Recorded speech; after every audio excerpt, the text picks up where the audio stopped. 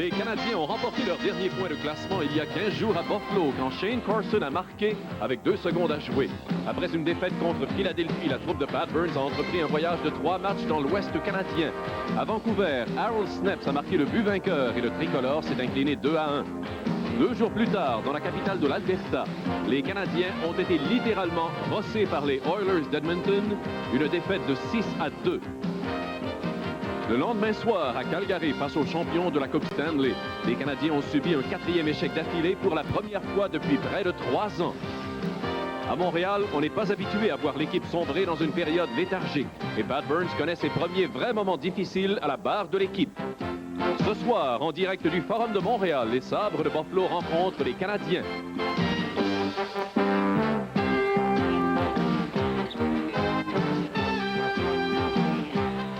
La soirée du hockey Molson à Radio-Canada. Chirios, le tir et le but!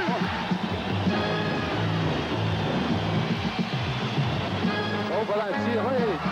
Il est venu faire l'arrêt avec le bot. Seul avec le gardien. Carbonneau, le tir et le but! Guy Carbonneau.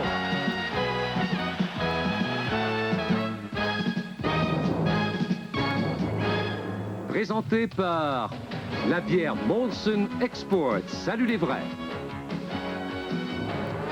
Esso, toujours plus pour vous. Ford, où la qualité est plus qu'une promesse. Chez Ford, la qualité passe avant tout.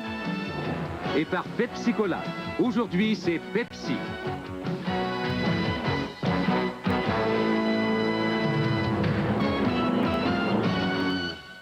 Avec le retour au jeu des blessés, les Canadiens ont pu réduire leur alignement. Jocelyn Lemieux a été échangé aux Blackhawks de Chicago en retour d'un choix de 3e ronde du prochain repêchage. Et 3 joueurs ont été rétrogradés aux Canadiens de Sherbrooke.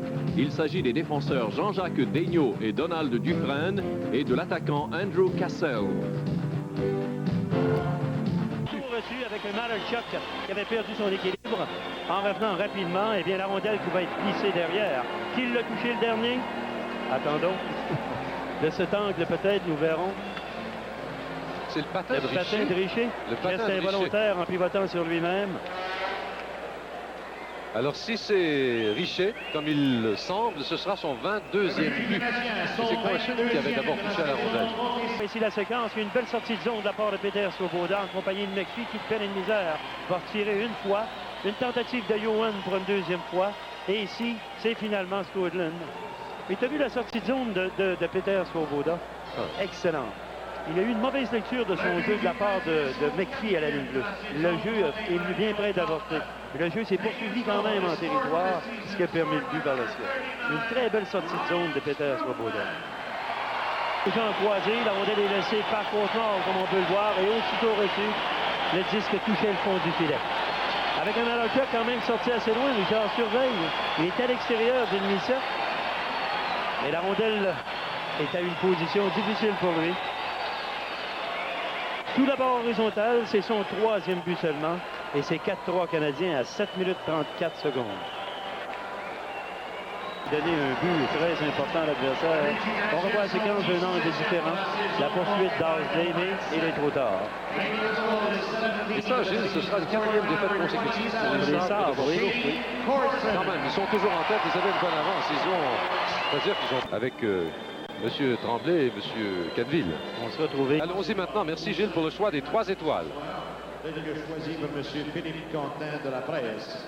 Ladies and gentlemen, you are tonight's Molson's 3 stars as selected by Mr. Philippe Quentin from La Presse. La première étoile, the first star, Guy Carbonneau.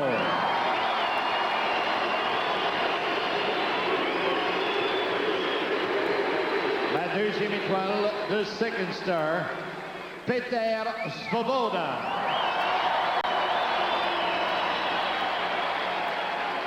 Et la troisième étoile, the third star, Phil Housley. Mesdames et messieurs, la Brasserie Molson et le club de hockey canadien vous remercie de votre présence au forum. La soirée du hockey Molson se poursuit dans quelques instants. Ben, ça a bien été.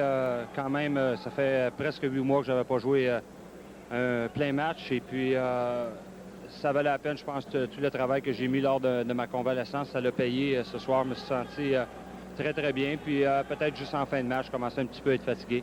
À l'abdomen, est-ce qu'il y a des douleurs? Pas du tout. Ça a bien été. J'ai pas pensé du tout tout au long du match. J'ai frappé comme je le fais à l'habitude. Puis j'ai pas vraiment senti de douleur. Et j'espère que ça va aller aussi bien demain. Claude, vous avez passé par toutes sortes d'émotions au cours de cette maladie et de cette convalescence. On se souvient, les gens ici vous ont eu au début de la saison. Là, on vous attendait un peu comme un sauveur. Et ce soir, je pense que votre présence s'est fait sentir. Ça doit faire du bien.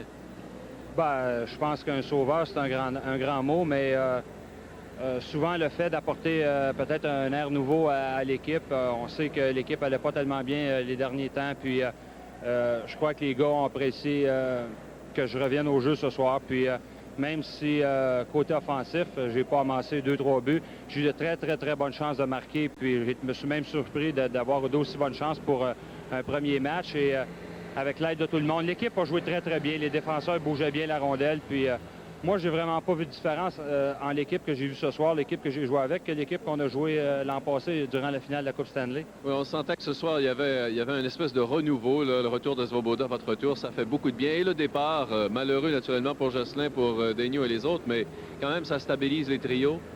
Ben, disons que ça donne peut-être un petit peu plus d'assurance aux gars qui n'étaient pas sûrs de leur job. On va peut-être avoir des trios qui vont être plus réguliers.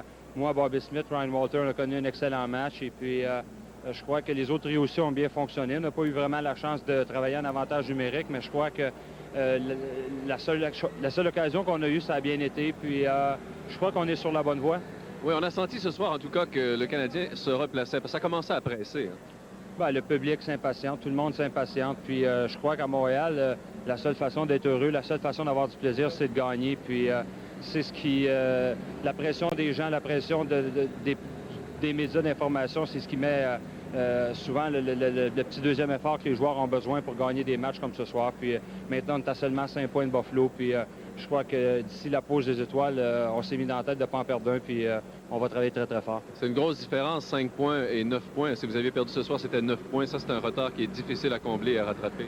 C'est un retard qui est difficile. Et puis, surtout mentalement, de battre Buffalo, c'est une équipe qui est je crois qu'ils sont au premier classement général. Et puis...